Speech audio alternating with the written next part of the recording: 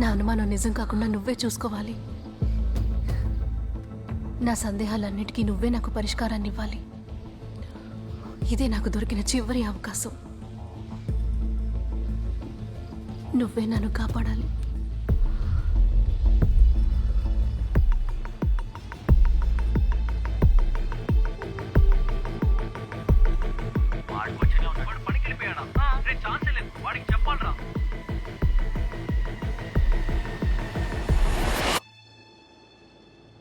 చెప్పరా.